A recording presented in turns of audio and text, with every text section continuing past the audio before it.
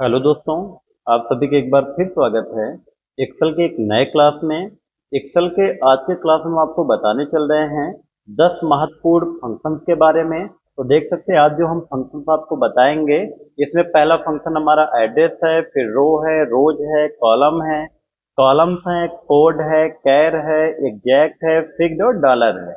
ये 10 फंक्शंस के बारे में आज हम आपको बताएंगे। फ्रेंड्स, वीडियो में स्टार्ट करें उससे पहले हम आपसे कहना चाह रहे हैं, यदि आप हमारे चैनल पर नए हैं तो प्लीज आप हमारे चैनल को सब्सक्राइब करें, उसके साथ साथ बेल आइकन पर प्रेस करें, जिससे कोई भी नए अपलोडेड वीडियो का नोटिफिकेशन सबसे पहले आप तक पहुंच सके। तो चलिए हम वीडियो स्टार्ट करते हैं।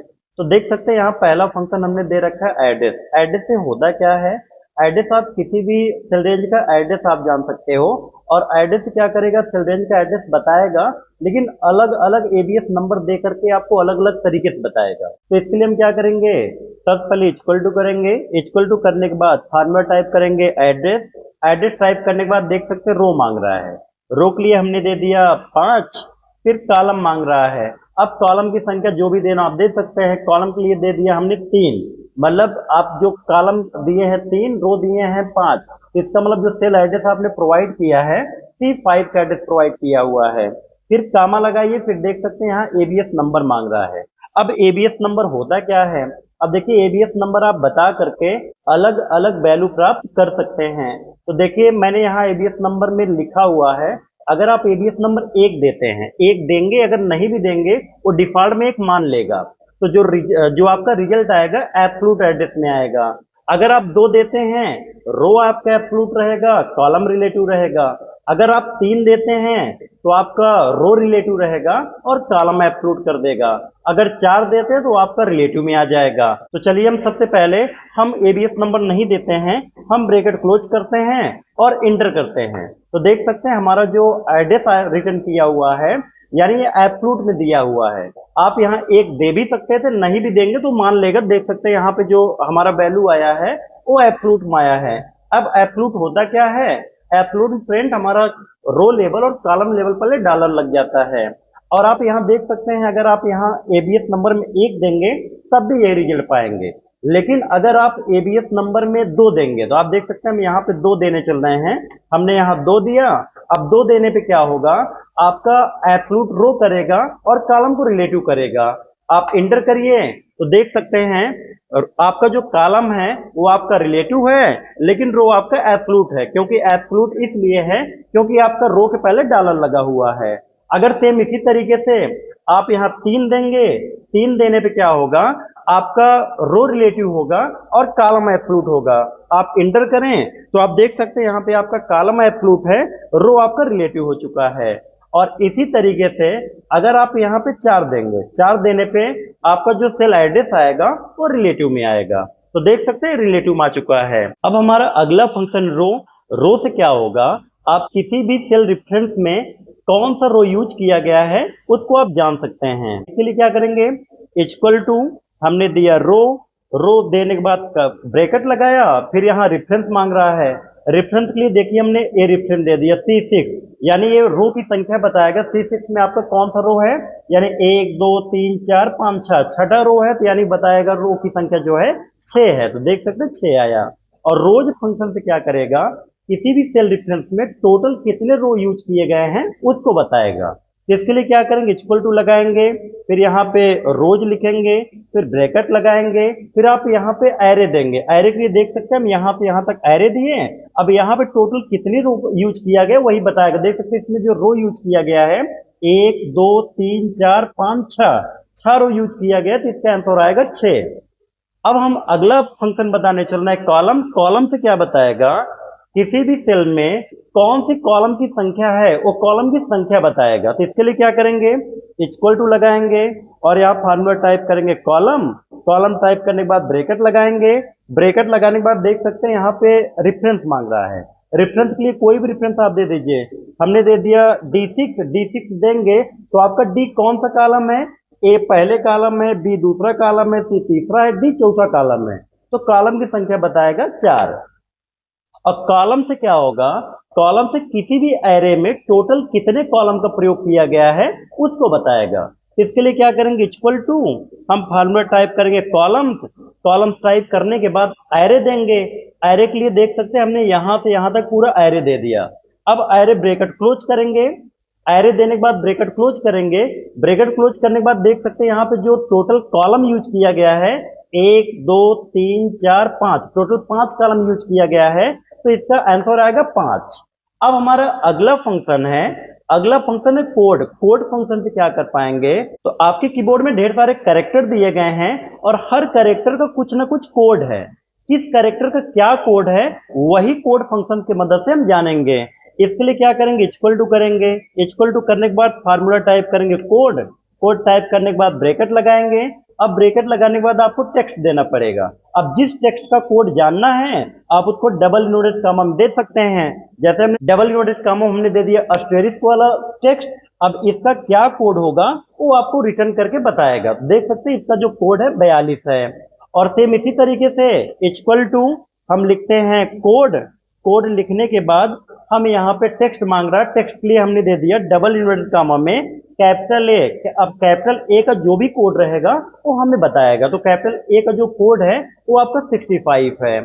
अब हमारा अगला फंक्शन है कैर। कैर फंक्शन से क्या होगा, आप यहाँ से किसी भी कोड का कैरेक्टर जान सकते हैं। जैसे कोड से किसी भी टेक्स्ट का कोड जान रहे थे, अब कैर से किसी भी कोड का आप कैरेक्टर जान सकते हैं। तो इसके लिए क्या करेंगे, हम इक्वल टू लगाएंगे। इक्वल टू लगाने के बाद लिखेंगे कैर।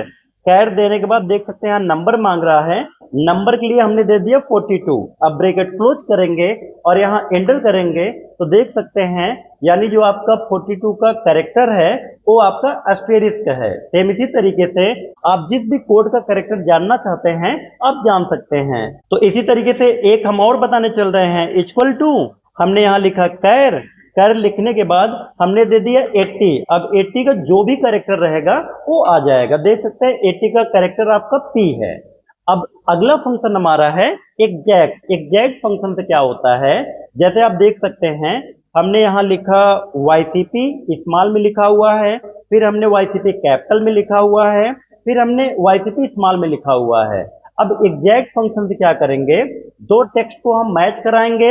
अगर एग्जैक्टली मैच करेगा तो ट्रू आएगा, अदरवाइज फॉल्स आएगा। तो इसके लिए क्या करेंगे, इक्वल टू करेंगे, फिर यहाँ पे फॉर्मूला टाइप करेंगे एग्जैक्ट। एग्जैक्ट टाइप करने के बाद देख सकते हैं टेक्स्ट मांग रहा है। पहला टेक्स्ट हमने दे दिया D6 कामा, फिर अगला टेक्स्ट हमने दे दिया D7। अब दोनों टेक्स्ट को मैच कराएगा।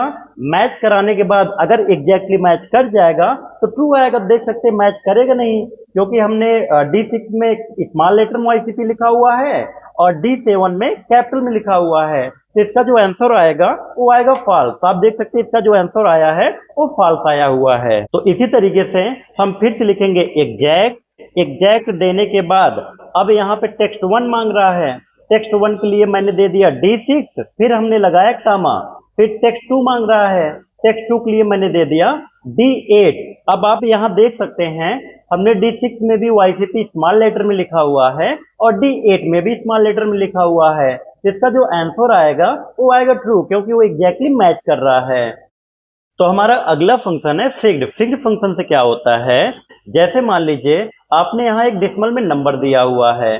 अब इस डेसिमल नंबर में दशमलव के बाद जितने अंक तक चाहिए उतने अंक आप निकाल सकते हैं, लेकिन जो आपको रिटर्न करेगा वो टेक्स्ट में रिटर्न करेगा। अब इसको जानने के लिए हम यहाँ इक्वल टू करते हैं और यहाँ पे फॉर्मूला टाइप करते हैं फिक्स्ड।